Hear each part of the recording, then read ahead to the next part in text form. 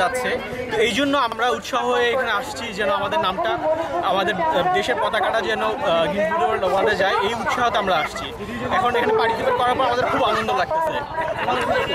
আমার কথা ফিলিংস হচ্ছে যে যখন শুনলাম যে 24,000 আগে রেকর্ডটা ছিল, এরপর এখন 27,000 আমরা নতুন বিশ্ব রেকর্ড করলাম।